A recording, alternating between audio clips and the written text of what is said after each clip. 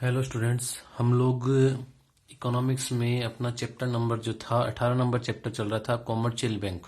ठीक है, commercial bank हम लोग पढ़ रहे थे, जिसमें मैंने आपको बताया था कि कॉमर्शियल बैंक में सबसे पहले तो बैंक वर्ड की एक डेफिनेशन बताई थी कि अलग अलग जो अर्थशास्त्री हैं उन्होंने बैंक को अलग अलग तरीके से परिभाषित किया है। ठीक है, नॉर्मली कहें तो बैंक का जो कार्य है लोगों से पैसा उनकी जमाओं को स्वीकार करना और साख निर्माण के लिए उनको ऋण देना, ये बैंक का मुख्य कार्य। इसके अलावा बैंक आपको बहुत सारी सर्विस प्रदान करती है। ठीक है, फिर हमने बैंक के का व्यापारिक बैंकों के कार्य देखे थे कि बैंक कौन कौन से कार्य करती है। जमाएं स्वीकार करना, बैंक अलग अलग खातों में जमाएं स्वीकार करती है। 4 प्रकार के हमने खाते देखे थे। ऋण प्रदान करना, उन जमाओं का एक निश्चित प्रतिशत रिजर्व के रूप में रखती है और बाकी पैसा वो यूटिलाइज करती है ऋण देने में, लोगों को ऋण देती है। साख निर्माण, साख निर्माण यानी क्रेडिट क्रिएशन जो किस तरीके से करती है, तो बैंक व्यापारिक बैंकों का उद्देश्य लाभ कमाना होता है और साख निर्माण जो है वो पैसा उधार देकर, मतलब अपने जो ग्राहक जो है उनका पैसा स्वीकार करती है और जिनको नीड होती है उनको ऋण देती है। ठीक है, लोन देती है, उसे कहते हैं साख निर्माण। एजेंसी सेवाएं, एजेंसी सेवाओं में हमने पढ़े थे बहुत सारी कि बैंक जो है चेकबुक इश्यू करना, डिमांड ड्राफ्ट बनाना, विनिमय बिल को भुनाना, ऐसी बहुत सारी आपको सर्विस प्रदान करती है, वो एजेंसी सर्विस में आएगी। इसके अलावा हमने 2 चेक पढ़े थे, एक बियरर चेक और एक अकाउंट पे ही चेक। अन्य सेवाएं, अन्य सेवाओं में internet banking, mobile banking, locker की सुविधा, एटीएम की सुविधा। एटीएम की फुल फॉर्म जो मैंने कहा था, इसका भी क्वेश्चन आता है, एटीएम की फुल फॉर्म क्या है, तो अपना ऑटोमेटिक टेलर मशीन। ठीक है, तो ये जो थे बैंक के अन्य कार्य थे। एटीएम क्या था, इंटरनेट बैंकिंग क्या था, मोबाइल बैंकिंग, लॉकर सुविधा देती है, क्रेडिट कार्ड की सुविधा देती है बैंक आपको। ठीक है, तो क्रेडिट कार्ड का मतलब एक निश्चित तिथि तक पैसा एक तरीके से उधार देती है, कुछ ग्राहकों को अपना क्रेडिट उनको उपलब्ध करवाती है। ठीक है, ऑनलाइन भुगतान कर सकते हैं जिससे वो, ये कुछ हमने पढ़ा था पिछली क्लास में। अब आज जो हम पढ़ने वाले हैं, जो अपना पॉइंट था साख निर्माण, जो हम पढ़ते आ रहे, ये साख निर्माण कैसे, तो साख निर्माण को हम लोग पढ़ने वाले हैं। तो साख निर्माण बताएं तो साख को कंट्रोल जो करती है कि इन सभी बैंकों की एक शीर्षस्थ बैंक है, यानी सभी बैंकों, बैंकिंग सिस्टम को और जितनी भी मॉनेटरी पॉलिसीज वगैरह जो होती है उनका निर्माण कौन करती है, सेंट्रल बैंक करती है। हर कंट्री में एक सेंट्रल बैंक होती है, वो अपने बैंकिंग सिस्टम को कंट्रोल करती है। और अपने भारत की जो सेंट्रल बैंक है वो आरबीआई है। ठीक है, जो आरबीआई एक्ट है 1934, उसके अकॉर्डिंग 1 अप्रैल 1935 को जो अपनी आरबीआई की स्थापना हुई। ठीक है, पहले ये प्राइवेट में थी और फिर इसमें गवर्नमेंट में कन्वर्ट हो चुकी थी।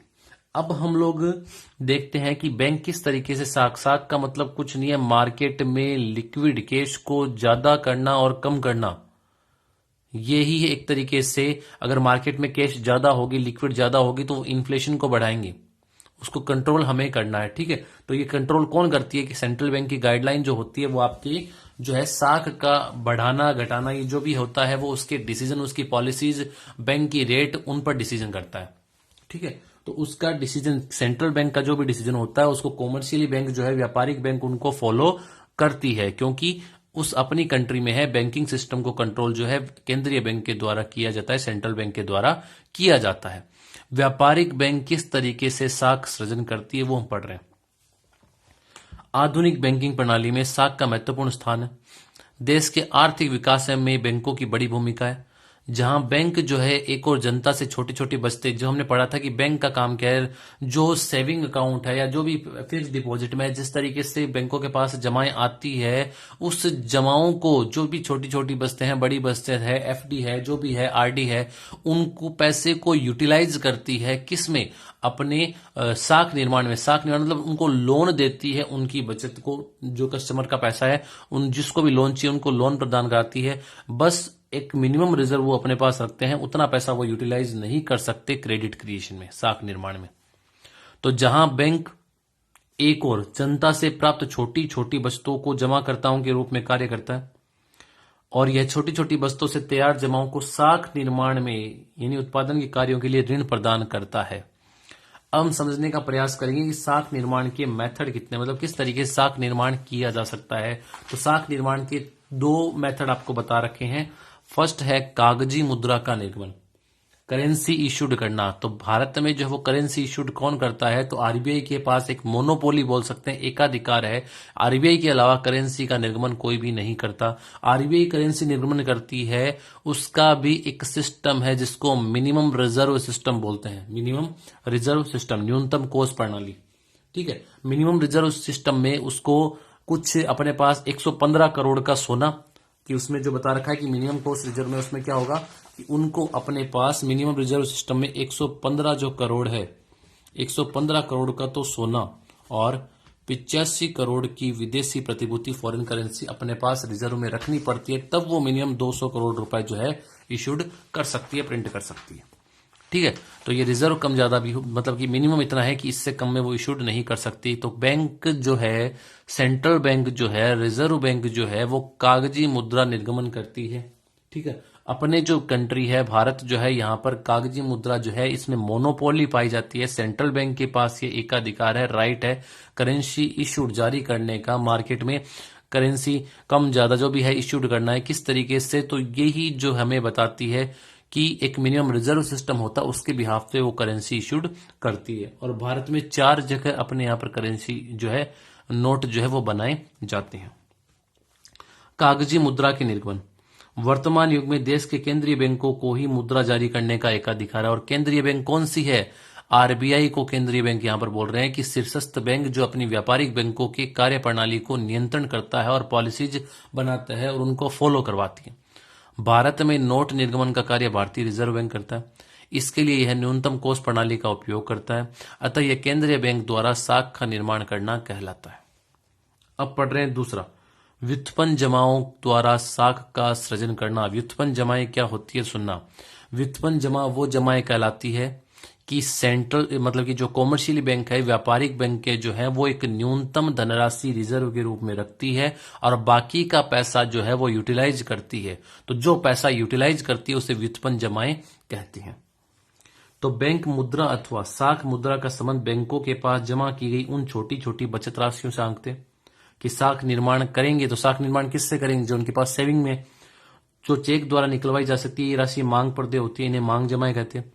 इस प्रकार मांग जमाओं के बढ़ने से उनकी कुल जमाओं के कई गुना अधिक उधार देकर साख मुद्रा का निर्माण करते हैं कि उनके पास जो डिपॉजिट आती जाती है उसमें एक मिनिमम रिजर्व रखते हैं, बाकी का पैसा भी यूटिलाइज कर सकते हैं। अब आते थे कि जो पैसा है वो वापस से किस तरीके से, इस लाइन का मतलब क्या है ये हम बहुत अच्छे से पढ़ने वाले हैं कि मांग जमाओं के बढ़ने से अपने कुल जमाओं को कई गुना अधिक करके साख मुद्रा का निर्माण करती है। यानी वो एक तरीके से मैं कहूं कि जो है पैसा है, लोन दिया, वापस उसी पैसे में से कुछ रिजर्व रखती, दोबारा लोन देना। तो आप कहोगे ये कैसे पॉसिबल है? इसी को हमें पढ़ेंगे कि किस तरीके से बैंक साख सृजन करती है। इसकी 2 अजम्पशन है, उन 2 अजम्पशन को हमें फॉलो करना है, तभी हम क्रेडिट क्रिएशन को समझ पाएंगे कि इस प्रकार बैंक जितना अधिक ऋण देती है उतना ही अधिक उसका साख निर्माण होता है। इस प्रकार ऋण जमाओं को उत्पन्न करते हैं और जमाएं ऋण को जन्म देती है, कि ऋण जो है जमाओं को उत्पन्न करती है और जमाएं ऋण को जन्म देती है। प्रोफेसर होम के अनुसार व्युत्पन्न जमा का निर्माण ही साख का सृजन करता है। व्युत्पन्न जमा का निर्माण ही आपके साख का सृजन करता है। इस प्रकार व्यापारिक बैंक उनके पास जितनी राशि जमा होती है उससे कई गुना वो साख निर्माण कर लेती है। यानी लोन टू लोन एक तरह से हम लोग पढ़ने वाले हैं किस तरीके से वो कई गुना साख का निर्माण सृजन कर सकती है। यहां पर 2 वर्ड आ रहे हैं। व्युत्पन्न जमाएं मैंने कहा था कि जो पैसा ऋण देने में काम में लेती है रिजर्व लेस करने के बाद, वो व्युत्पन्न जमाएं। प्रारंभिक जमाएं वे जमाएं होती है जो जमाकर्ता द्वारा अपने वास्तविक मुद्रा के रूप में बैंक खाते में जमा करवाई जाती है। व्युत्पन्न जमाएं वे जमाएं हैं जो बैंक प्रारंभिक जमाओं से प्राप्त राशियों से ऋण खाता खोलकर ऋण राशि जमा करता है। कि वे जमाएं जो बैंक प्रारंभिक जमाओं से प्राप्त राशियों से ऋण खाता खोलकर ऋण राशि जमा करती है, वो व्युत्पन्न जमाएं कहलाती है, यानी रिजर्व लेस करने के बाद। अब साख सृजन की प्रक्रिया बता रखी है, तो ये प्रक्रिया तो हमें बाद में समझ में आएगी, ठीक है। इस प्रक्रिया को हम लोग समझते हैं। तो इस प्रक्रिया को हम समझेंगे उससे पहले जब हम थोड़ा सा न्यूमेरिकल देखें तब हमें ये थ्योरी चरण पढ़ने की जरूरत नहीं है। हमें समझना है कि किस तरीके से बैंक साख सृजन करती है, ठीक है। तो साख सृजन करती है तो इसके लिए मैं आपको 2 अजम्पशन बताऊंगा। 2 अजम्पशन जो है इसमें, पहले ये 2 अजम्पशन सुनिएगा कि जो भी ट्रांजेक्शन होंगे, फर्स्ट अजम्पशन बता रहा हूं, जो भी ट्रांजेक्शन होंगे बाई चेक होंगे, मतलब जो भी ट्रांजेक्शन होंगे बैंक के थ्रू होने वाले।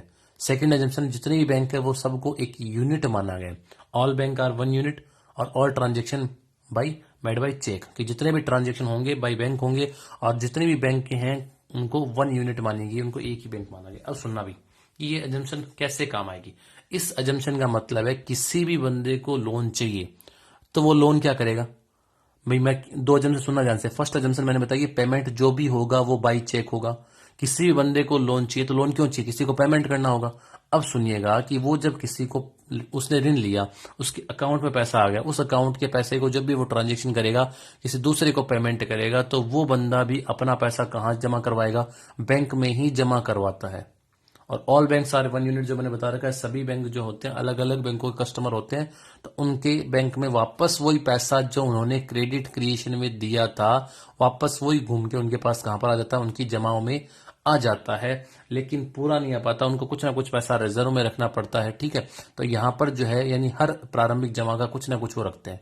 अब ये बात है कि ये जो इनिशियली जो हम इसको यूज कर रहे हैं, इसको हम कितने टाइम सर्कुलेशन में कर सकते हैं अपनी प्रारंभिक जमा को, मतलब हर जो होगी हमारे पास जितना पैसा होगा उसका रिजर्व तो रखना है कि हम कितना पैसा यूटिलाइज कर सकते हैं। ठीक है, साख निर्माण में तो इसका एक फॉर्मूला है 1/CRR।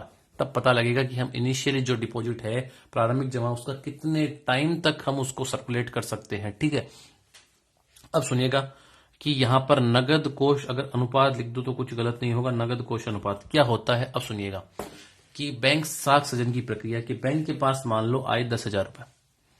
नगद कोषानुपात, नगद कोषानुपात क्या होता है, कैश रिजर्व रेशियो क्या होता है, मैं आपको बताता हूं। नगद कोषानुपात का मतलब होता है कि एक होता है नगद कोषानुपात, एक होता है विधानिक तरलता अनुपात या SLR रेशियो। ठीक है, अब सुनिएगा, नगद कोषानुपात वह अनुपात कहलाता है या वह रेशियो कहलाता है जो, परसेंटेज बोल दो, कि सेंट्रल बैंक की गाइडलाइन के अकॉर्डिंग व्यापारिक बैंकों को एक न्यूनतम धनराशि अपने रिजर्व में रखनी पड़ती है। जितना भी उनका ट्रांजेक्शन होता है उनका एक न्यूनतम रिजर्व उन्हें अपने पास हर वक्त रखना पड़ता है। जो न्यूनतम रिजर्व जैसे 20% है, 30%, ये कौन डिसाइड करता है, ये सेंट्रल बैंक डिसाइड करता है कि उनका न्यूनतम कोष, मतलब कि नगद कोष जो है वो कितना होगा।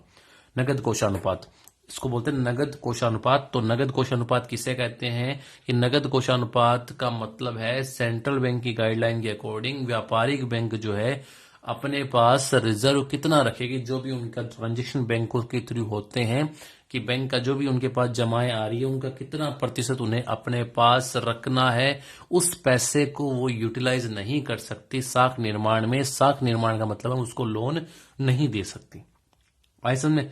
अब देखो कि यहां पर 10,000 है, नगद कोषानुपात 20%, 20% मतलब 2,000 रुपए रिजर्व में रखेगी, बाकी 8,000 पैसा वो ऋण दे सकती है। इसी को क्या कहते हैं, व्युत्पन्न जमा। देखो बार बार मैंने व्युत्पन्न जमा है, ठीक है, इसी को कहते हैं अपन 8,000। अब सुनिएगा, ऑल बैंक्स आर 1 यूनिट और ट्रांजेक्शन मेड बाय चेक, की जो भी ट्रांजेक्शन हो वापस कहाँ आएगा, बैंकों में ही पैसा आने वाला है। ठीक है, तो बैंकों में पैसा आ गया वापस, मान लो उनके पास 8,000 है या जितना भी उनके पास आता है। अब ये क्या करेंगे, इसका रिजर्व रखेंगे 1,600, बाकी पैसा यूटिलाइज कर सकते हैं, फिर वो पैसा सर्कुलेट आएगा। मतलब ये इनिशियली जो है हम इसको किस तरीके से समझना चाह रहे हैं, कितने टाइम तक ये मल्टीप्लाई होगा, तो इसका फॉर्मूला है 1/CRR, मतलब 1/20%। 20% को मैं लिखूं तो 100/20 यानी 5 टाइम्स। हम इसको 5 टाइम तक ही सर्कुलेट करेंगे, उसके बाद हम क्रेडिट क्रिएशन में इसको यूटिलाइज नहीं करते हैं। तो ये अपने 5 टाइम्स तक हुआ, तो कितना हमने इसको यूज कर लिया, तो हमने जो था बताना चाहते हैं कि टोटल जो है अपनी जमाओं का 50,000 में से 10,000 रिजर्व में रहेंगे, बाकी 40,000 हमने क्रेडिट क्रिएशन कर लिया, मतलब कि ऋण देने में हमने उसको काम में ले लिया। आई बस में। तो अब सुनिएगा, इसको हम इसको पढ़ रहे हैं चरण वाइज, कि मान लीजिए कि किसी व्यापारिक बैंक में प्रारंभिक जमाएं 10,000 रुपये, वापस वही जैसे मैं बोल रहा हूं, नकद कोषानुपात 20%, तो उन्होंने 2,000 रुपये रख लिए और शेष राशि ऋण प्रदान करते हैं। और यदि बैंक किसी व्यक्ति को 8,000 रुपये ऋण जारी करती है तो यह साख जमा पूर्ण ऋण के रूप में ही दी जा सकती है। इस प्रकार प्रत्येक ऋण जमा को जन्म देता है। ये लाइन वापस आई कि प्रत्येक ऋण जमा को जन्म देता है, जो ऋण दिया गया पैसा है वो वापस बैंकों के पास ही घूम के बैंकों के पास ही आता है। फिर दोबारा है इसी तरीके से, ये चारों चरण बता रखे हैं। तो ये जो बता रखा है कि किस तरीके से बैंक इसको फॉलो करती है, तो चलो 3 चरण इसको पढ़ लिया, आगे में ये पैराग्राफ पढ़ लें कि तीसरे में भी यही है कि वापस 6,400 उसको 20% रिजर्व में रखेगी और फिर वापस साख निर्माण में। तो इसी तरीके से आगे भी इसको समझा सकते हैं। तो इस प्रकार प्रारंभिक जमा 10,000 की जमा राशि से बैंक साख सृजन की यह प्रक्रिया चालू करते हुए और व्युत्पन्न जमा के माध्यम से बैंक प्रारंभिक जमा से भी अधिक धनराशि को साख प्रदान कर देती है। यानी 10,000 रुपए थे और 40,000 की उसने साख प्रदान कर दी प्रारंभिक जमा का। ठीक है, इसमें केवल इसी को लेकर चल रहे हैं और इसमें कोई भी चेंजेज नहीं हुआ है जमा में किसी प्रकार का। तो देखो 10,000 थे और मतलब क्रेडिट क्रेशन में कितना काम ले लिया, 40,000 हमने काम में ले लिए।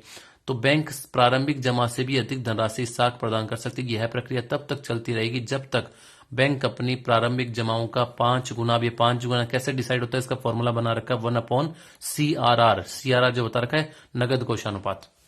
नगद कोषानुपात क्या है कि जो व्यापारिक बैंक अपने पास न्यूनतम धनराशि, उन्हें जो भी ट्रांजेक्शन उनकी जो डे टू डे होते हैं उन्हें न्यूनतम परसेंटेज अपने पास रखना होता है। तो इस प्रकार स्पष्ट है कि व्यापारिक बैंक किस प्रकार प्रारंभिक जमा से व्युत्पन्न जमाएं उत्पन्न करती है। हमने कई पढ़ लिया, कई गुना तक बढ़ता है, ये भी हमने पढ़ लिया कि बैंक द्वारा कितनी व्युत्पन्न जमाएं सृजित की जाएगी। इसका फॉर्मूला है 1/CRR। ठीक है, तो इसे नगद आवश्यकता अनुसार रिजर्व अनुपात है। तो जमा गुणक एक बैंक द्वारा जमा प्रसार को निर्धारित करता है।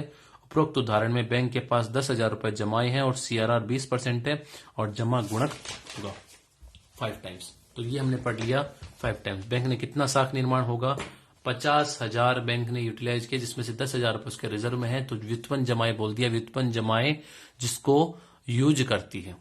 तो इस प्रकार व्युत्पन्न जमाएं हम कुल जमाओं में से कुल कोषानुपात की राशि घटाने पर प्राप्त कर सकते हैं। ठीक है, अब साख सृजन की सीमाएं क्या है कि बैंकों पर क्या उन पर रोक टोक है कि बैंक सही तरीके से साख निर्माण, मतलब साख निर्माण का मतलब क्या है, लोन देना। बार बार बता दूं, लोन देना। साख निर्माण का मतलब मार्केट में पैसा ज्यादा लेना। इस तरीके से साख सृजन करती है। तो कॉमर्शियल बैंक लोन देकर अपना साख का निर्माण करती है और सेंट्रल बैंक जो करेंसी मार्केट में कम ज्यादा कर साख का निर्माण करती है। इस व्यापारिक बैंक के साख को भी सेंट्रल बैंक ही अफेक्ट कर सकती है। तो बैंक असीमित मात्रा में साख सृजन नहीं कर सकती, इस पर कुछ रोक टोक होती है, कुछ सीमाएं हैं, वो हम सीमाएं पढ़ रहे हैं। फर्स्ट है बैंकिंग विकास का स्तर। बैंकिंग विकास का स्तर का मतलब है कि आज भी हमारी कंट्री में, देश में बैंकिंग सेवाएं इतनी पर्याप्त मात्रा में विकसित नहीं हो पाई, ग्रामीण क्षेत्रों तक बैंक की शाखाएं नहीं खुल पाई। अगर वो गांवों तक बैंकों का विस्तार होता है तो वहां पर कहीं ना कहीं आप पैसा है वो और भी बैंकों के पास पहुंच पाएगा और ज्यादा से ज्यादा वो साख निर्माण में काम में ले सकती है, वो पैसा आपके कंट्री के काम आ सकता है। सेकंड, आम लोगों की बैंकिंग की आदतें, ये भी है कि लोगों की जो है बैंकिंग की आदतें नहीं है, जिससे साख सृजन नहीं हो पाता। मतलब बैंकिंग की आदत का मतलब क्या है यहाँ पर, बैंकिंग की आदत का मतलब है लोगों के पास, लोग जो है वो बैंकों में जाना नहीं चाहते। मान लो जो भी है ये मतलब कि इसमें जैसे बता रखे हैं शिक्षित नहीं है या ट्रस्ट नहीं है, ऐसा कुछ होता है। इसमें बताना चाह रहे हैं कि लोगों की बैंकिंग की आदतें नहीं है, लोगों को जागरूक नहीं है, लोग बैंक में पैसा डिपॉजिट नहीं करवाना चाहते, जिससे कहीं ना कहीं बैंकों तक जब तक वो सेविंग बैंक में नहीं डिपॉजिट होगी, तब जितनी ज्यादा सेविंग डिपॉजिट होगी उतना ही ज्यादा साख सृजन हो पाएगा। थर्ड, व्यवसायिक व औद्योगिक विकास का स्तर। व्यवसायिक और औद्योगिक विकास का स्तर कि जिस देश में उच्च औद्योगिक विकास प्राप्त कर हो चुका, वहां बैंक के लेन देन भी विकसित अधिक होंगे और अधिक साख सृजन अधिक होगी। मतलब कहने का मतलब है जिस पर्टिकुलर एरिया में व्यवसायिक और औद्योगिक अधिक होंगे, बिजनेस अधिक होंगे, इंडस्ट्रियां अधिक होगी, तो वहां पर ज्यादा जो है क्रेडिट क्रिएशन हो पाएगा कंपेरिजन टू उन एरिया में जहां पर बैंकिंग ये व्यवसायिक स्तर नहीं है। केंद्रीय बैंक की मौद्रिक नीति। सरल मौद्रिक नीति देश में साख सृजन को बढ़ावा देती है। केंद्रीय बैंक की मौद्रिक नीति, सरल मौद्रिक नीति देश में साख सृजन को बढ़ावा देती है। कि केंद्रीय बैंक की जो भी मौद्रिक नीतियां होती है कि नगद कोषानुपात को बढ़ाना घटाना, ये भी जो है आपके साख सृजन को इफेक्ट करती है। तो ये जो था हमने पूरा चैप्टर पढ़ लिया है। दोबारा से इसको समझना कि व्युत्पन्न जमा क्या है, प्रारंभिक जमा क्या है, इस सारणी को आप लोग समझना। 2 अजम्पशन विशेष ध्यान रखना, तभी आपको ये पूरा समझ में आएगा कि all banks are 1 unit, all transaction made by bank या बाई चेक, कि जितने भी ट्रांजेक्शन होते हैं वो बैंकों के थ्रू होंगे और सभी बैंकों को एक सिंगल यूनिट माना गया है। और जो पैसा हम उधार देते हैं वो वापस सर्कुलेट होकर बैंकों के पास ही डिपॉजिट होता है।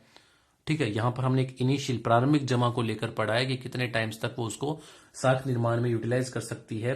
तो वो फॉर्मूला है 1/CRR। ठीक है, तो इसी के साथ अपना ये चैप्टर खत्म हुआ। नेक्स्ट क्लास में हम इसके क्वेश्चन आंसर देखने वाले हैं। Thank you.